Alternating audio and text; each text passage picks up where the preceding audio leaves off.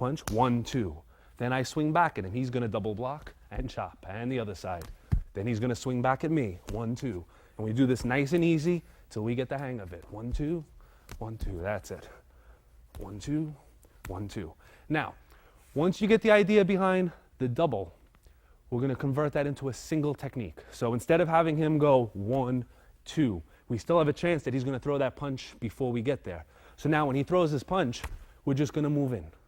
Remember, moving forward is always safer than moving back. If I move away, he's just going to keep reaching and he's going to hit me anyway. As I'm moving backwards, the chances of me tripping, falling, or getting knocked down substantially increase. So he throws his punch and we move in. I take a step back, he throws it on the other side, and I move in. So it's very simple. All I need to do is step and put my hands up. One is going to block, one is going to chop. When we're doing this particular technique, what I don't want to do is block and then try to hit him. My main focus is on hitting him. The block is incidental. The block is there just in case. So when I step in, I'm hitting him. In this position, you'll notice that his weight is now going backwards. So even if he should get another punch off, he's not going to have a lot of power in a backwards motion. Okay, so he comes in with his punch, and I move in. Good follow-up strike from here is the knee to the ribs or the palm shooting up to the jaw. So we're going to show both of those. The first one he punches, 1, and knee strike. The second one he punches, 1, and palm up to his jaw. Obviously, you're going to continue to strike him until you have him under control or until the situation is resolved.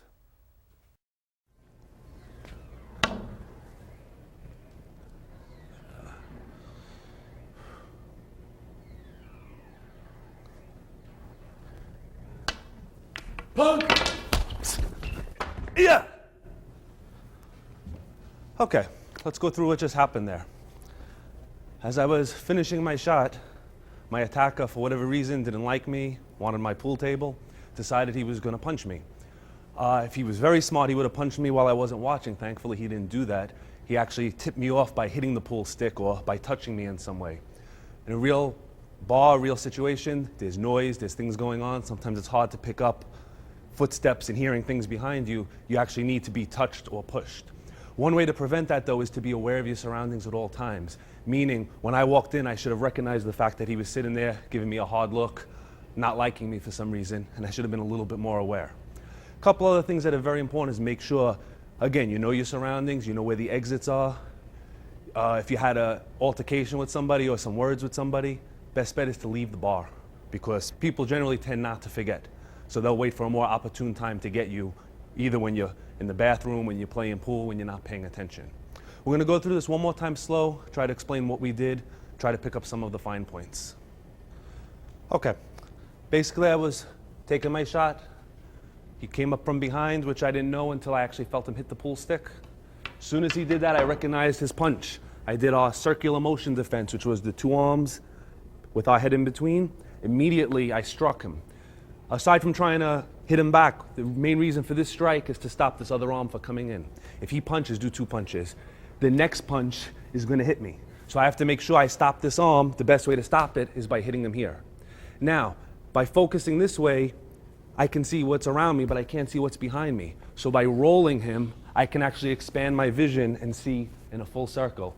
At the same time, taking advantage of the pool surface to slam him down on and to take him off his balance. And as a finishing technique, I can chop him, hammer fist him, punch him, or basically just restrain him until the security or the bouncers come, depending on what type of damage I want to inflict.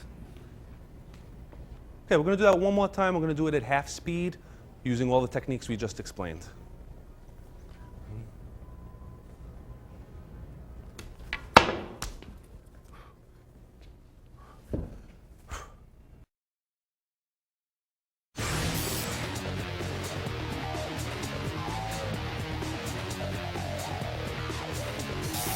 I've had about enough of you. Yeah. Next technique we're going to cover is defense against a choke. A choke is when somebody grabs your neck and squeezes. This can be done in one of 2 ways. 1, the person just grabbing your neck, and 2, which is a little more common, is them pushing you up against a wall or a solid object, which prevents you from escaping by moving backwards. That one's a little bit more difficult. We're going to cover both of those. It may not seem like such a smart attack for somebody to do, but when you start adding alcohol to the mix and aggression, people do this. This is one of the most common forms of stand-up aggression is a double choke. So I'm going to bring out my partner Jared, and we're going to demonstrate 3 ways to counter this, and I'm going to explain the difference between the 3 ways and why you should practice all of them. The first one, when he grabs, is a very straightforward one. Let's release for 1 sec. We're going to think of this. If somebody's choking you, you're going to choke them. You're going to take the tips of your fingers, you're going to press right in the hole of the neck, and you're going to push them off you.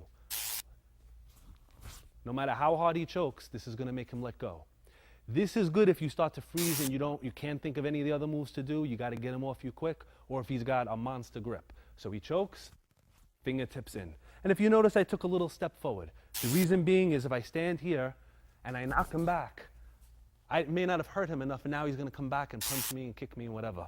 So what I want to do is step in. This way I can follow up with a kick or a strike, and I can stay right on top of him. So he double chokes, fingertips into the neck. Now I'm going very slow. In reality, you're going to whip that in there and try to do it as fast as you possibly can. In practice, this is a very sensitive area. Just push slowly.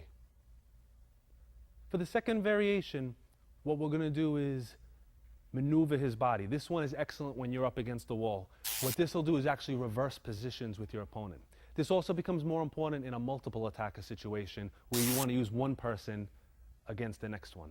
So this time when he grabs, all right, we're going to use 2 of our arms against 1 of his arms. We're going to take a small step backwards, and we're going to roll. Now, he may or may not fall down. Imagine a situation where my back is to a wall, and I push him right into the wall and follow up with a strike. So basically, you're turning the tables on him. He pushes you into the wall, you roll, and you strike. When you're doing this particular move, just put it on the shoulder so I can explain. We want to find the crease of his arm, where his elbow is. We want to put the bone of our arm, the ulnar bone, the little bone there, place it, grab our own fist, and we want to pull to our waist.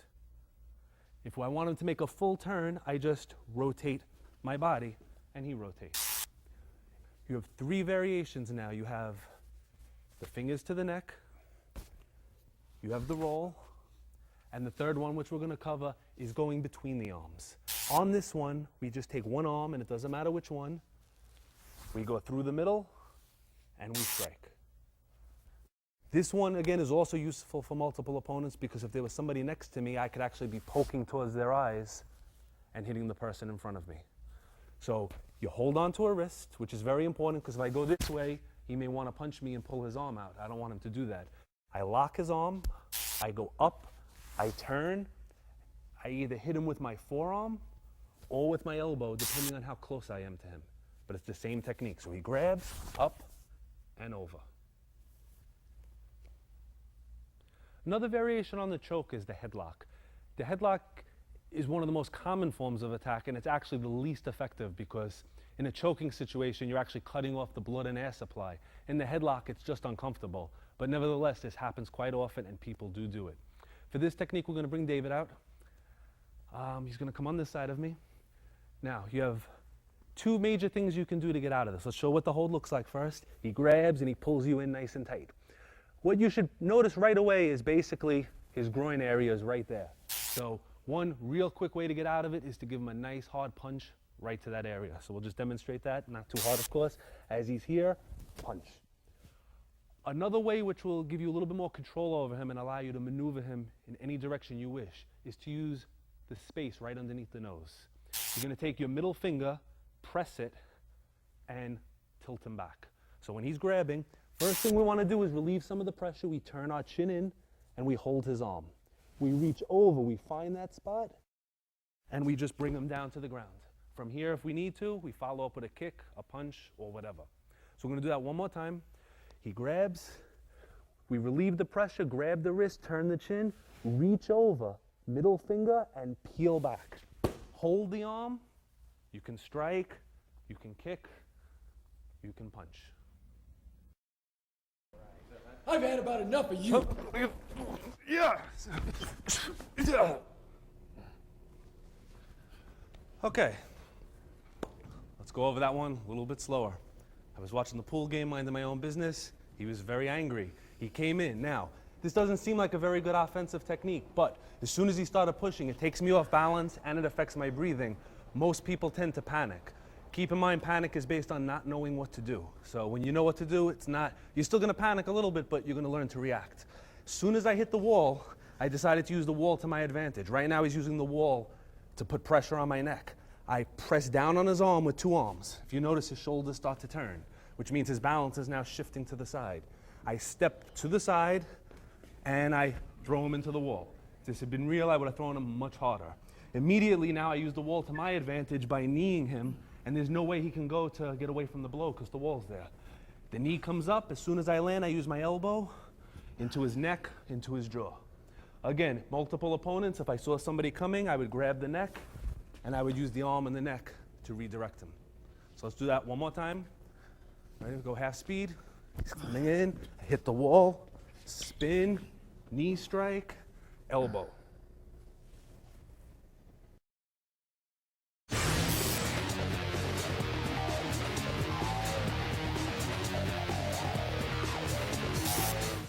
Next one we're going to cover is a rear choke. A rear choke is a very dangerous technique. It's also called a stranglehold. If you know how to get out of it, it's actually fairly easy, but most people tend to panic. Again, panic is caused by not knowing what to do. After this tape, you'll know what to do, and hopefully you'll never panic again. So we're going to have Mike come back out. Okay, Mike's going to come behind me, and he's going to grab. Immediately, my hands have to go up. If my hands don't go up, he may pull me back off balance, and I may not have a chance to think. All I need to do now is to take my opposite foot from his elbow and walk around him. Take a big step, which releases the hold, and strike to bring him over. We're going to turn a little bit so we can show that again. Okay, he grabs, I lock onto the arm, I take a big step around, pulling his elbow, which off-balanced him, and I finish him with an elbow strike. If I do the move very fast, this move alone can bring him to the ground. But if he doesn't fall, I just use the elbow. We're going to try it one more time from a different angle. Just come on this side, this way. All right, we lock onto the arm, take a step, pull the elbow,